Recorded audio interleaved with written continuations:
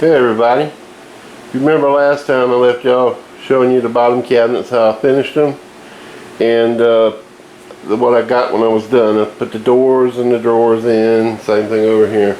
Well, I went ahead and I finished the top cabinets the same way, and I got them hung, and these are the boxes, and I put the panel on the side right here just like I did down there. And that's what this is down here. It goes alongside the microwave, on the end of the cabinet, and on the end of that cabinet.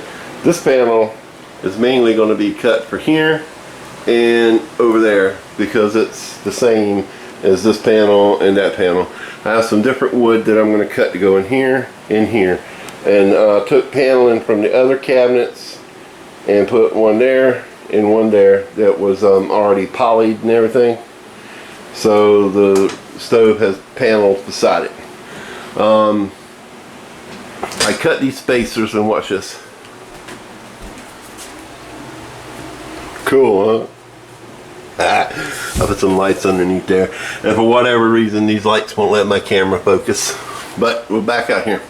The spacers are in here. And because these cabinets were so far off, I had to put some wedges. See the wedge back there? There's a wedge up there, wedge down there. There's some over here, but I already cut them off. There was some over here, I also cut them off.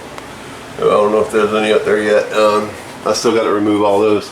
This wall here is where I'm gonna hang the microwave. Damn that. I'm gonna hang the microwave on this wall, and the lighting is horrible. It's nighttime. It's like 8:30. What is it? It's 8 o'clock, and the lighting is horrible. It's playing havoc with the camera. But I'm gonna put panels here and here just because, well, it needs it for spacers, and the microwave is gonna go here, and there's a stud here, and then here's the board where I meant for the microwave to go, but I apparently didn't go that route. But anyway, you see the lights messing with the camera. But anyway, I'm gonna mount. There's a bracket goes there, and I'm gonna put the microwave on it. I'm gonna put some plywood, 3/4 plywood up here to put some filler in there, and I have to drill some holes in the top cabinet to mount the microwave to it. Anyway, once I get the microwave, I got to run the wire. The old wire was come down from the ceiling right there. It's still up there. I'm just gonna move it over to there. And we're still talking about what kind of lights we want to do. All the lights in this house are daisy chained together. Why? I don't know. That's an LED light. They're supposed to last 5 years. I done changed that one 4 times in the last year. That's bull. But anyway, we were talking about putting can lights up. We're not sure if we're going to do that or not. And then we talked, because we went to Lowe's, we couldn't find any, so we'll see. We were also talking about doing track lighting. Since this is already here, just run a track across the middle of the kitchen and point lights like here and there, one over here and one over there. You know, it'll do the same thing that can lighting would do. It would just be track lighting. I just don't care for track lighting. And I don't know why my camera has a hard time focusing at night. I need to get a better one. Anyway, next step is I'm gonna put these doors up tonight. I already got the hinges on the doors. The doors are finished. And that's my next step.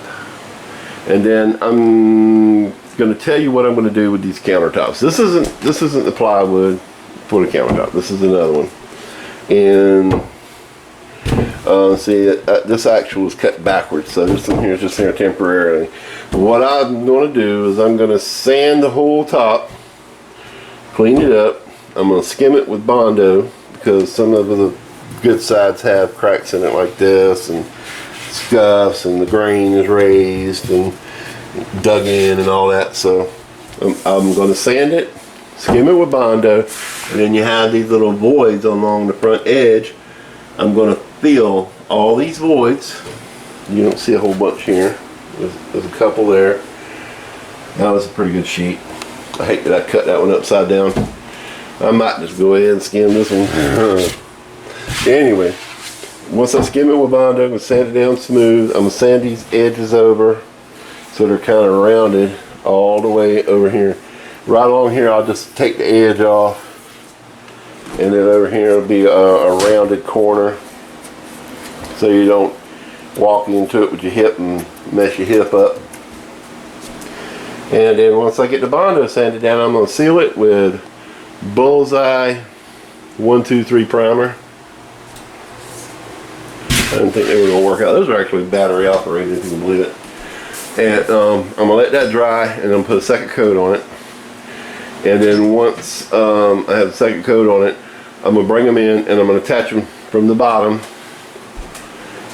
I'm going to attach them through here. I'm going to drill holes in here, holes in the little corner blocks. And I'm going to use 1¼ screws, because you have an 1.5 thickness between the corner blocks and the top. So 1¼ work perfect to hold the top down. And then when I finish putting the paint on the tops, I haven't decided yet, but we're going to go the epoxy route like I did with the table.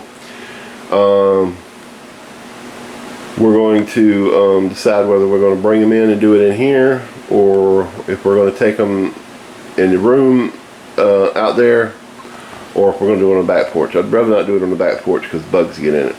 But and they also get it in the house because of the damn gnats down here in South Carolina. But we're going to do that to the countertops.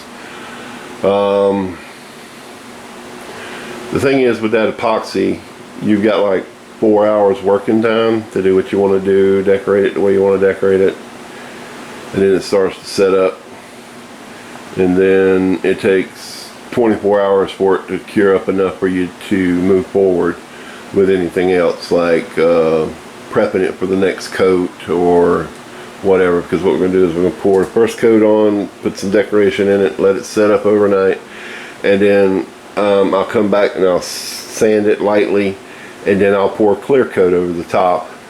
And that stuff is pretty good. Once it's cured, 30 days, it you can set a hot pot on it, it won't scorch it. It's scuff resistant. It's not knife resistant. You can scratch it with a knife, but once it cures, it's almost hard like glass, and it works really well. There's my soda over there, coffee in the cabinet. Got a few things going on. We fixing to put shelf paper in. So I'm going to go ahead and put the doors up, and we're going to see how this sucker looks when we're done.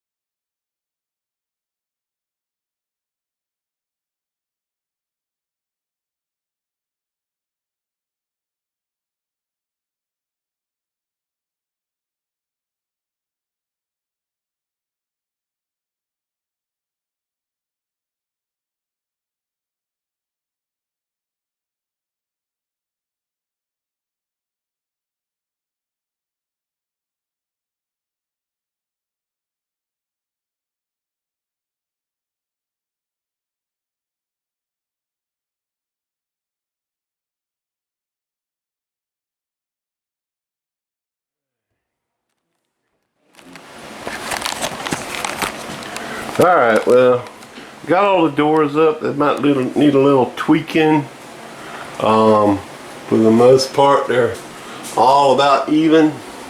except for this one I had to take it back down. I don't know if you can see that, probably not in this kind of lighting, but there's a screw sticking through from where I joined the two cabinets together right there, and there's a screw sticking out right there. So I'm gonna have to take my Dremel and cut that off because it's interfering with the hinge. So I'm gonna do that real quick, and then I'll give you one more glimpse of the beautiful cabinets that me and Debbie bought, finished, and put up.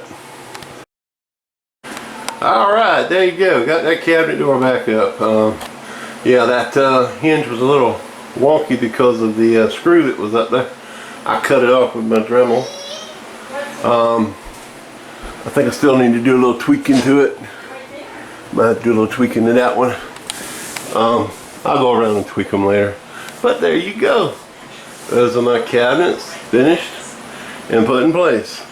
Anyway, I hope you enjoyed this video. If you did, how about leave me a thumbs up, like, share, and subscribe with your friends, family, and y'all have an awesome day.